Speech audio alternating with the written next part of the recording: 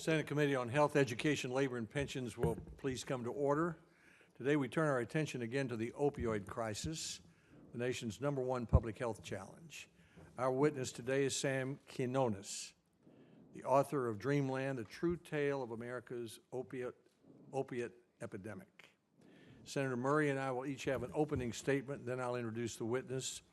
Then we'll hear from Mr. Quinones, and then senators will each have 5 minutes of questions. Since he's our only witness, I've suggested to him that if he wants to take a little more than 5 minutes to say whatever he has to say, we would welcome that, but there'll be plenty of conversation back and forth from members of the committee. Mr. Quinones, it is unusual to have a single witness at our hearings, but this is an unusual topic, one you quote Washington State research professor Gary Franklin is calling the worst man-made epidemic in history. The challenge this crisis presents has captured the attention of every member of this committee. Your research and writing has been acclaimed for their depth and breadth, so this is what we call a bipartisan hearing, most of ours are, one in which Democrats and Republicans have agreed on the topic, on its importance, and on the witness. And it's my hope that we senators will restrain our habit of lecturing one another about health insurance and focus today on the topic, which is the opioid crisis. This epidemic kills more Americans every day than car accidents. In each of our states, we're reminded of that almost every day.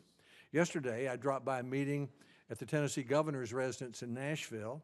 The heads of all of our state institutions involved in training doctors were planning how to discourage the overprescription of opioids. The governor told me that in our state of 6.6 million people, there were 7.6 million opioid prescriptions written in 2016.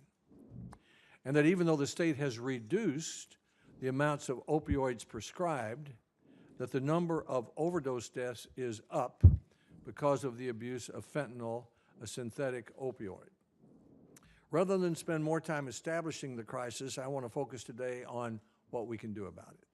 Here are 2 things I'm hoping to learn from you. First, when 100 million Americans live with pain, 25 million of them with chronic or severe pain, why is it not a good idea to continue to find the so-called holy grail of medicine, a non-addictive pain medicine? And second, if stronger communities are the ultimate solution to this crisis, as you often suggest in your book, what can a central government in Washington do that actually helps? Now, my first question, you have a chapter in your book entitled Searching for the Holy Grail, Finding a Non-Addictive Pain Medicine.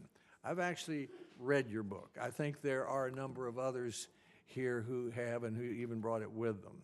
This search for the Holy Grail began, you say, 75 years ago in 1928 with the Committee on Problems with Drug Dependence. That was the goal, as you describe it, quote, couldn't the best scientists find a way of extracting the pain-killing attributes from the morphine molecule while discarding its miserable addictiveness? Unquote. This effort to find a better way to treat pain, you say, led to a revolution in attitudes toward pain treatment. First using opiates to relieve pain for dying patients, then for patients with chronic pain, and then abetted by a multitude of helpers from Mexican gangs to pain clinics, overprescribing doctors, and enterprising drug companies, spiraling into the addiction and consequences we find today. At least twice before this Congress, Dr. Francis Collins, the head of the National Institutes of Health, has predicted that the Holy Grail that was first sought 75 years ago is now within reach. Last month, he said perhaps within 5 years.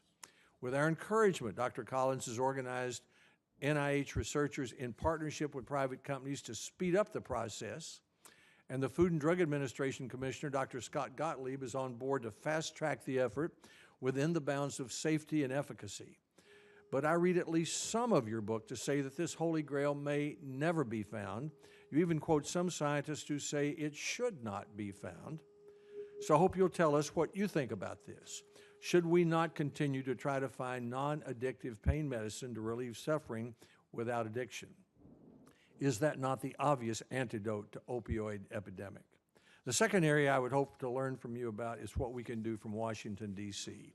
We have tried in important ways to address the ravages of this crisis, which we've all experienced in our states. In 2016, Congress passed the Comprehensive Addiction and Recovery Act, CARA, and the 21st Century Cures Act to give states and communities, those on the front lines, the tools and resources they need to combat this crisis. For example, in CARA, a provision by Senators Warren and Capito was included that made it clear pharmacies could only fill part of certain prescriptions, like oxycodone, an opioid.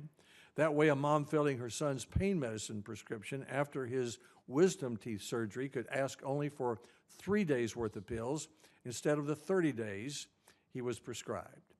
In addition to encouraging the development of a non-addictive pain medicine, Cures included more than $1 billion in state grants.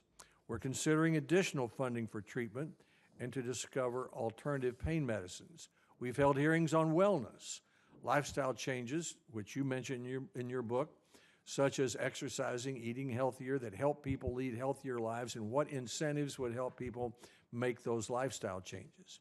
But you and I apparently have at least one thing in common. I am a skeptic of Washington's capacity to solve problems that are essentially problems of communities, families, and lifestyle.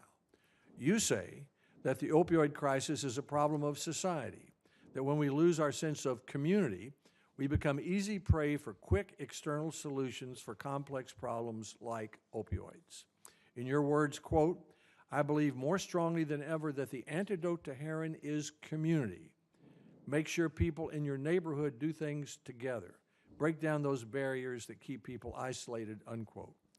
In my own experience in public life, including time as governor, I've been increasingly convinced of the problem-solving ability of communities with good jobs, good schools, strong families, where everyone seems to be interested in the well-being of everybody else. Whenever I've tried as governor or senator to solve a problem, in the end it's boiled down to creating an environment in which communities could themselves fix problems, not sending in single-shot solutions from a distance. For example, after spending years on state reforms in education as governor, I ended up traveling the state to create 143rd Better Schools Community Task Forces because I believe that communities who wanted good schools could have them, and those who did not would not. I held the same views as we fixed No Child Left Behind in 2015 when we restored more decisions to classroom teachers, school boards, and states. So exactly what does Congress do from Washington, D.C. about this opioid crisis? This committee has jurisdiction over a significant amount of what you have written about in Dreamland, but not the spending of money. That belongs in the Appropriations Committee.